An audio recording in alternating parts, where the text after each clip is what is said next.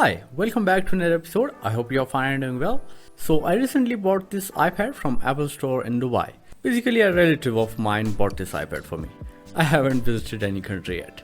That's the first Apple product I ever bought and I really like this simple and clean packaging from Apple. It's a 32GB 6th generation iPad with Wi-Fi only. Because I don't need a cellular network on my iPad. I bought this only for digital drawing and stuff. It's a 9.7-inch display iPad with all the accessories in the box. And it cost me about 1099 AED or $299 US. Apple recently launched its 7th generation iPad with 10.2-inch display. And according to my research and knowledge, all the features except the display are similar to the 6th generation iPad. Both are compatible with Apple Pencil, which is the most important thing for an artist. And all the other features are exactly the same as the 6th generation iPad, except the display size. But as you can see here, the cost of 7th generation iPad is $1349 AED, or I think $330 US. So I think this one is economical, if you are not sure whether you're gonna like this digital painting thingy or not. And that's exactly the reason why I bought this one, because I was not sure about this digital painting stuff. Anyways, let's open the box and have a look inside. Actually, I received this iPad when I was at home and I had no camera or lighting setup to record the actual unboxing. But I was really excited to use it, so that's why you are seeing these scratches on this plastic sheet cover. So anyways, let's pretend we are unboxing it for the first time here. So we have a lightning to USB cable here and a box with "Designed by Apple in California" written on it. And we also have some paperwork and user manuals in there, along with these Apple logo, which I'm not gonna use anywhere because I am obsessed with my own logo and I paste them everywhere. Most of these papers are in Arabic, so I'm not gonna read anything for now. Anyways, we also have a charger in this box with a Type-C plug connector, and you can attach them together easily like this. So that's all in the box. I think Apple don't like to provide other accessories like earphone or covers, etc. But anyways, let's move on to the Apple Pencil, which is the most important thing for us. Again, a simple and clean packaging. And as you can see here, this first generation Apple Pencil is compatible with all these iPad models, including this 6th generation iPad. Luckily, I also got this 6th generation iPad, so it's compatible with mine. I just asked my relative to buy a budget iPad and I was totally unaware of the fact that Apple Pencil is only compatible with few models. So make sure you check the compatibility if you want to buy any other model. So anyways, let's open the box and have a look inside. So first of all, we have this rectangular box here, and inside this box we have a few paperwork along with these extra parts. I think they have provided an extra nib for the pencil in case we lost the first one. On the other side, we have this lightning connector to charge the pencil. You can attach the pencil on the end and then attach the charger pin to the other end to charge the pencil. But I don't think I'm gonna use this thingy because you can easily charge the pencil by plugging it into your iPad. We also have some paperwork here which I don't care about. So let's have a look at the pencil itself. It's a little bit heavier than any ordinary pencil and it's about 21 grams in weight. And the tip has really a smooth and polished look, and it's also very pressure sensitive, which means you can add any type of thicker or thinner lines with it by increasing or decreasing the pressure just like an ordinary pencil. You can see it moving to the side as I put some pressure on it. On the other side, we have this magnetic cap with a lightning connector inside to charge and pair the Apple Pencil with an iPad. I think this whole bag is made up of metal. It looks and feels so sleek and minimal. And I really like this clicking sound of this magnetic cap. So anyways, in order to pair this pencil with iPad, we need to connect this lightning connector directly to our iPad. So I already finished setting up this iPad for my region, and now I'm gonna pair this Apple Pencil with this iPad. As you can see here, it doesn't work without pairing. So let's connect it to the iPad. Just like this. And you will get this pop-up asking to pair the pencil to the iPad. So once you pair it with your iPad, you can use it to do anything you want. So first of all, let's talk about taking notes and making journals with iPad. I've been using this iPad for a while now, And I really love this app called Bamboo Paper, which I found on Apple Store, and I use it for taking notes, planning things and making scripts for my videos. According to my experience of using it for a month, I think it feels better than an ordinary paper. I was planning everything on papers, whiteboards and stuff like that before buying this iPad. But now I feel really comfortable with using this for everything. It's really a time-saving tech for sure. Obviously this is not a tech review channel and I don't even know how to review these things. But in my opinion, this thing really helps you get more efficient with planning stuff and saving time.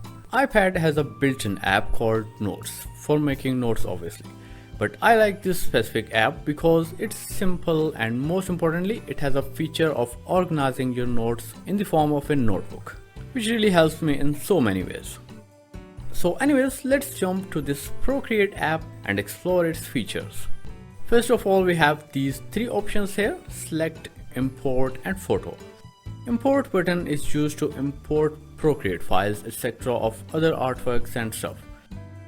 And from this photo button, you can add any photo of your choice and use this app as an editor or add extra features and finishes in your scanned images.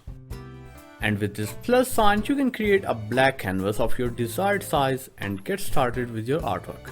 There are a few default sizes available for canvas, including this iPad screen size, square size, 4K, etc. So first of all, we have this amazing layering system here, just like Photoshop and other awesome editors. And by the way, you can change the background color through this background color layer. You can select any color of your choice from this color gradient or color wheel. I'm going with this aqua blue color. You can also rename this layer according to the content or whatever you want. So I'm gonna add a few strokes in this layer and then I'm gonna add another layer and use a different color like dark red or black to add a few strokes on the second layer. And as you can see, it's really easy to rearrange the layers. And you can also play with the opacity or other settings from this N button. I'm not going to explain each and every feature in this video because it will take more than an hour to do so. Let me know in the comments if you want me to make a tutorial on that. Anyways, we also have a vast range of brushes here, including painting brushes, sketching pencils, calligraphy brushes and all that amazing stuff.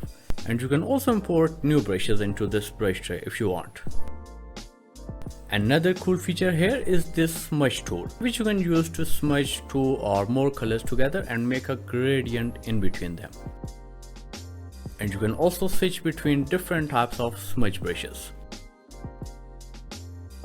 We also have an eraser here, but the unique thing about this eraser tool is that you can select any of the brushes as an eraser and it will work just like a brush. Only difference is that you will be erasing the things instead of adding them. On the upper left side, we also have a move tool which we can use to scale, move, distort or warp the layers. And then we have the selection tool which can be used to select specific portion of a layer or specific color from a layer. Once you select an area, you will get this type of barrier between the selected and unselected areas. I don't know if you can see this in this video, but it's visible to the naked eye. It's really a handy tool when it comes to working or shading in a specific area without messing the surrounding areas. We also have this adjustment tabs in which you can select and apply different types of effects like blurs, sharpen, noise, etc. And you can also change the hue, brightness or saturation. Or you can also play with color balance wheels and curves if you want. Now the last tab here is the Actions tab, from which you can export the artwork in different file types. And you can also import or add another file or photo into a canvas if you want. Now the most important feature of Procreate, which is really a handy tool for YouTubers like me or those who like to share time lapses of their drawings. It's the time lapse recording tool. You can turn it off or on from this button and then it will record each and every action in your drawing. And then you can replay the time lapse to see how much progress you've made. Or you can also export this time lapse into a full length video or 30-second video. This 30-second button is not visible right now because the video length is less than 30 seconds. Speaking of the time lapse, I also included a time lapse drawing of the Iron Man tribute drawing in this video. Basically, I started this one by tracing the outline from the reference image, because I only needed to practice the shades and tones. Outlining is a little bit time consuming, but it's an easy part for me. I used 3 colors in this drawing: red, golden and this light yellowish color. All I did is I filled the areas with their respective colors, and then I used a black color with airbrush to add these shadows around the corners. And in the end, I added highlights using the white color with airbrush. I also used the smudge tool in a few areas to blend the highlights and shadows together. So basically, when I bought this iPad, I created a poll for best digital drawing app, and I got so many votes and suggestions for Procreate. So that's the reason I bought this specific app among all those free apps available in the App Store. It took me about 10 to 15 days to get familiar with this app and improve or polish my skills to a photorealistic level.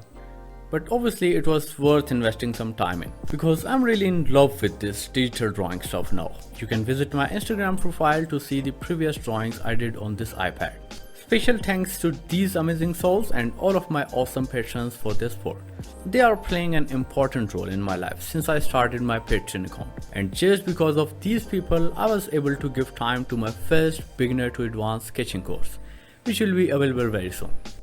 And thanks to all of you guys for supporting me on YouTube. It really means a lot to me. So thank you so much for watching. Keep learning, keep drawing, and I'll see you in the next one.